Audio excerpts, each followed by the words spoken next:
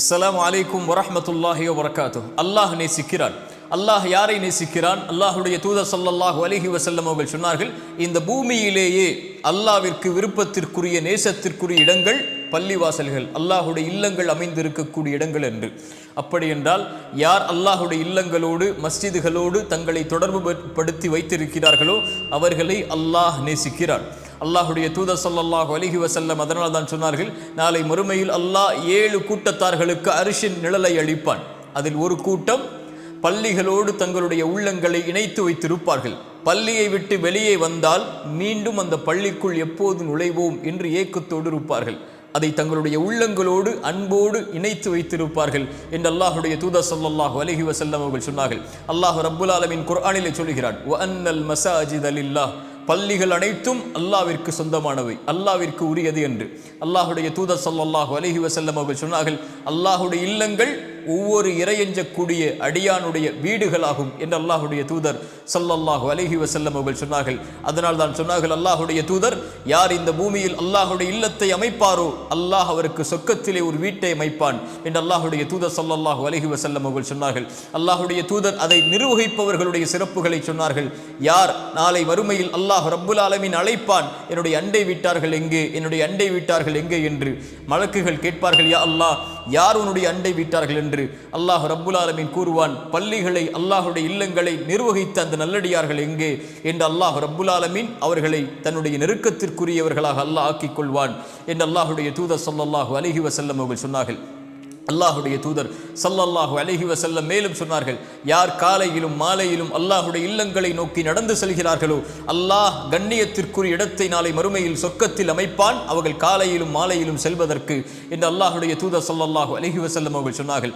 அல்லாஹுடைய தூதர் மேலும் சொன்னார்கள், இருளில் அல்லாஹுடைய இல்லங்களை நோக்கி நடந்து செல்பவர்களுக்கு நற்செய்தி சொல்லுங்கள், அல்லாஹ் ரப்புல் ஆலமீன் நாளை மறுமையில் முழுமையான வெளிச்சத்தோடு அவர்களை நடக்க வைப்பான் என்று அல்லாஹுடைய தூதர் ஸல்லல்லாஹு அலைஹி வஸல்லம் அவர்கள் சொன்னார்கள். அல்லாஹுடைய இல்லங்களோடு நெருக்கத்தில் இருப்பவர்கள், அல்லாஹுடைய இல்லங்களை நிர்வகிப்பவர்கள், அல்லாஹுடைய இல்லங்களோடு தங்களுடைய வாழ்வை இணைத்து வைத்திருப்பவர்களை அல்லாஹ் ரப்புல் ஆலமீன் நேசிக்கிறார். அல்லாஹுடைய தூதர் ஸல்லல்லாஹு அலைஹி வஸல்லம் அதனால்தான் அல்லாஹுடைய இல்லங்களில் அல்லாஹ்வை வணங்குவதற்குரிய சிறப்பிற்குரிய தொழுகையை அங்கே நிறைவேற்றுமாறு கூறினார்கள். அல்லாஹுடைய தூதர் ஸல்லல்லாஹு அலைஹி வஸல்லம் அவர்கள் சொன்னார்கள், ஒரு முறை பள்ளிக்கு வந்து தொழுகைக்கு தயாராகி கொண்டிருக்கிறார்கள். நபித்தோழர்கள் பள்ளிக்கு வருவதற்கு தாமதமாகிறது. அல்லாஹுடைய தூதர் ஸல்லல்லாஹு அலைஹி வஸல்லம் தங்களுடைய கோபத்தில் சொன்னார்கள், யாரெல்லாம் பள்ளிக்கு இகாமத் சொல்லப்பட்டதற்கு பிறகும், அதான் சொல்லப்பட்டதற்கு பிறகும், அழைப்பு விடுக்கப்பட்டதற்கு பிறகும் யார் பள்ளிகளுக்கு வராமல் வீடுகளில் தங்களுடைய தொழுகைகளை ஆக்கிக் கொள்கிறார்களோ அவர்களுடைய வீடுகளை நெருப்பால் எரிக்க என் மனம் நாடுகிறது என்று அல்லாஹுடைய தூதர் ஸல்லல்லாஹு அலைஹி வஸல்லம் அவர்கள் சொன்னார்கள். நம்முடைய வீடுகள் எல்லாம் அல்லாஹுடைய தூதர் ஸல்லல்லாஹு அலைஹி வஸல்லம் மேலும் சொன்னார்கள், ஒரு கண் தெரியாத நபித்தோழர் வருகிறார். அல்லாஹுடைய தூதரே, எனக்கு கண் தெரியாது, இரவுடைய நேரங்களில் பள்ளிக்கு வருவதற்கு சிரமமாக இருக்கிறது, பாதையின் காரணமாக நான் வீடுகளில் தொழுவதற்கு அனுமதி இருக்கிறதா? அல்லாஹுடைய தூதர் ஸல்லல்லாஹு அலைஹி வஸல்லம் கேட்டார்கள், அதானுடைய சப்தம் உன்னுடைய காதில் விழுகிறதா?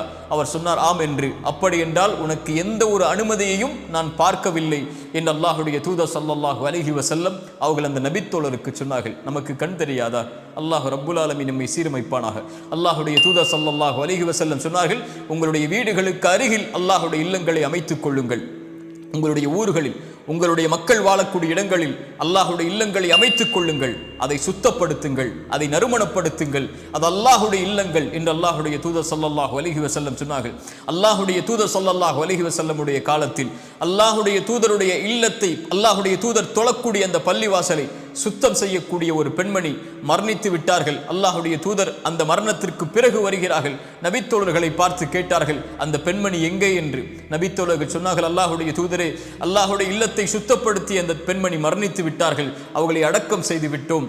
அல்லாஹுடைய தூதர் கூறினார்கள், எனக்கு தகவல் கூறியிருக்க கூடாதா, எங்கே இருக்கிறது அந்த மன்னரை என்று கூறி அல்லாஹுடைய தூதர் அந்த பெண் அடக்கம் செய்யப்பட்ட இடத்திற்கு சென்று அவர்களுக்காக துஆ செய்தார்கள். ஏன்? அவர்கள் செய்த பணி அல்லாஹ்விடத்திலே மேலான பணி. அல்லாஹுடைய இல்லங்களை சுத்தப்படுத்தக்கூடிய பணியை அல்லாஹ் நேசிக்கிறான். அல்லாஹுடைய தூதர் அந்த பெண்மணிக்காக அல்லாஹ்விடத்திலே துஆ செய்தார்கள். அவர்கள் மரணித்ததற்கு பிறகும் இத்துணை சிறப்புகளையும் உள்ளடக்கிய, இத்துணை கண்ணியங்களையும் உள்ளடக்கிய அல்லாஹுடைய இல்லங்கள் இன்று அழுது கொண்டிருக்கிறது. உங்களுடைய ஊர்களில் அல்லாஹ்வுடைய இல்லங்கள் இருக்கக்கூடிய நிலைமைகளை கொஞ்சம் எடுத்து பாருங்கள். முன்னால் இருந்த தலைமுறை, வரும் தலைமுறைகள் எம்முடைய ஊர்களில் தொழுகையாளிகளாக மாற வேண்டும் என்பதற்காக அல்லாஹுடைய இல்லங்களை பல லட்சங்கள் பல கோடிகள் செலவழித்து அல்லாஹுடைய இல்லங்களை அமைத்த இல்லங்கள் எல்லாம் அடுத்த தலைமுறை வரும்போது கண்டும் காணாமல் வெறும் கட்டிடங்களாக மட்டும் நிர்வகிக்கப்படக்கூடிய காட்சியை பார்க்கிறோம். அல்லாஹுடைய இல்லங்களில் உங்களுடைய ஊர்களில் நீங்கள் சென்று அதனுடைய கழிவறையின் நிலைமையை பாருங்கள். உங்களுடைய வீட்டின் கழிவறையின் நிலைமையை பாருங்கள். அல்லாஹுடைய இல்லங்களுடைய கழிவறைகள் எல்லாம் பொது கழிப்பிடங்களை விட மோசமான நிலையில் இருக்கக்கூடிய காட்சியை பார்க்கிறோம்.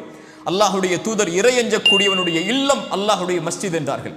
ஒரு முஃமினுடைய வீடு அல்லாஹுடைய மஸ்ஜித் என்றார்கள். உங்களுடைய வீட்டிற்கு மேல் நீங்கள் பேண வேண்டிய உங்களுடைய முதல் வீடு அல்லாஹுடைய இல்லம் என்றார்கள். இன்று கழிவறைகளுடைய நிலைமை, அன்றைய காலத்தில் கட்டப்பட்ட கழிவறைகள் ஒரு ஆணுடைய மர்ம உறுப்புகள் வெளியே தெரியும் அளவிற்கு சிறுநீர் கழிக்கக்கூடிய நிலைமையில் கட்டப்பட்ட கழிவறைகள் கூட இன்று வெறும் அங்காடிகளைப் போல் பாதுகாக்கப்பட்டு அதே நிலைமையில் இருக்கிறது.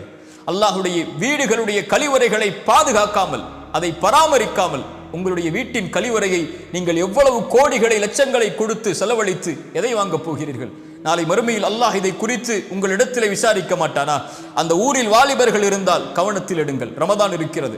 ரமதானுக்கு முன்னதாக உங்களுடைய பள்ளிவாசல்களுடைய கழிவறைகளை சுத்தப்படுத்துங்கள், அதை மேம்படுத்துங்கள், அதை தரப்படுத்துங்கள்.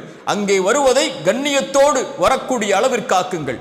அதை முகம் சுளிக்கக்கூடிய இடமாக ஒருபோதும் அல்லாஹுடைய இல்லங்களை மாற்றி விடாதீர்கள். அல்லாஹுடைய இல்லங்களை பரிசுத்தப்படுத்துவது ஒவ்வொரு முஃமினுடைய கடமை.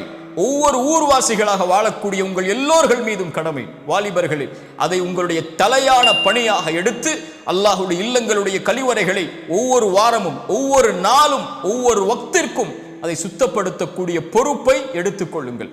அல்லாஹுடைய பள்ளிகளை நிர்வகிக்கக்கூடியவர்களுக்கு ஒரே ஒரு செய்தியை கூறிக்கொள்கிறேன். அல்லாஹுடைய பள்ளியில் இந்த பூமியில் அல்லாஹ்விற்கு நேசத்திற்குரிய இடத்துடைய நிர்வகிக்கக்கூடிய நீங்கள் உங்கள் பள்ளிகளில் அல்லாஹுடைய இல்லத்துடைய தொழுகையை நடத்தக்கூடிய இமாம்களுக்கு என்ன கண்ணியத்தை கொடுத்திருக்கிறீர்கள்? இந்த தலைப்பை நான் எடுப்பதற்குரிய காரணமே அதுதான். அடுத்த தலைமுறைக்கு பள்ளிவாசல்களுடைய இமாம்களை கிடையாது. இதை இந்த தமிழ் சமூகம் புரிந்து கொள்ள வேண்டும். அல்லாஹுடைய இல்லங்களில் நிர்வகிக்கக்கூடியவர்கள் கவனத்தில் எடுத்துக் கொள்ள வேண்டும். இதை ஒரு எச்சரிக்கையாக சொல்லவில்லை, ஒரு அன்பின் அறிவுரையாக கூறுகிறேன். அடுத்த தலைமுறைக்கு இந்த பள்ளிகளுடைய இமாம்கள் என்ற தரத்தில் இருக்கக்கூடிய ஒரு சமூகம் உருவாகவே செய்யாது. ஏன்? அந்த இமாம்களை நீங்கள் எந்த கண்ணியத்தில் வைத்திருக்கிறீர்கள் என்பதை பொறுத்துதான் அடுத்த தலைமுறை அந்த இடத்திற்கு வரும். உங்கள் வீட்டில் வேலை பார்க்கக்கூடிய ஒரு வேலையாளின் சம்பளம் கூட இன்று பள்ளிகளில் தொழுகை நடத்தக்கூடிய இமாம்களுக்கு கிடையாது. அவர்களுக்கு வீடு வாசல் இல்லையா? அவங்க வீட்டின் வாடகை எப்படி கொடுப்பார்கள்? அவர்களுடைய குழந்தைகளை எப்படி படிக்க வைப்பார்கள்?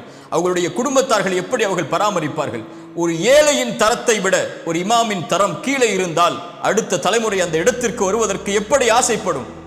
கண்ணியத்துக்குரிய என் அன்பு சகோதர சகோதரிகளே, உங்களுடைய ஊர்வாசிகளே, உங்களுடைய ஊரின் இமாமின் பொருளாதாரத்தின் தரத்தை நீங்கள் மேம்படுத்தி கண்ணியத்துக்குரிய இடத்தில் அவரை வைத்தால் மட்டுமே அடுத்த தலைமுறை அந்த இடத்திற்கு வருவதற்கு முயற்சி செய்யும். இல்லை என்றால் அடுத்த தலைமுறை பள்ளிவாசல்களுடைய இமாம்களினுடைய இடத்தை நிரப்பாமல் பள்ளிகள் அனைத்தும் முழுவதும் நிர்வகிக்கப்பட முடியாத அளவிற்கு காலியாகிவிடும். அல்லாஹ் அந்த நிலைமையிலிருந்து நம்முடைய சமூகத்தை பாதுகாப்பானாக.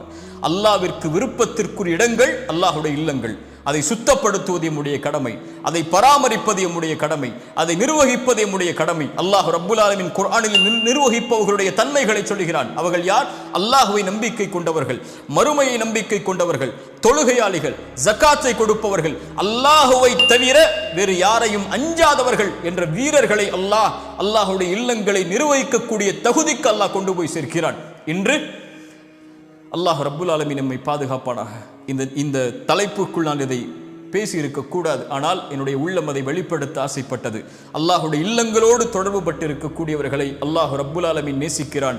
இந்த பூமியில் அல்லாஹ்விற்கு விருப்பத்திற்குரிய இடங்கள் அல்லாஹுடைய இல்லங்கள். அல்லாஹுடைய இல்லங்களோடு தங்களுடைய உணர்வுகளையும் சிந்தனைகளையும் எண்ணங்களையும் உள்ளடக்கி இருக்கக்கூடிய மனிதர்களை அல்லாஹ் ரப்புல் ஆலமீன் நேசிக்கிறான். அல்லாஹ் அந்த கூட்டத்தில் என்னையும் உங்களையும் ஆக்கட்டும். அஸ்ஸலாமு அலைக்கும் வரஹ்மத்துல்லாஹி வபரகாத்துஹு.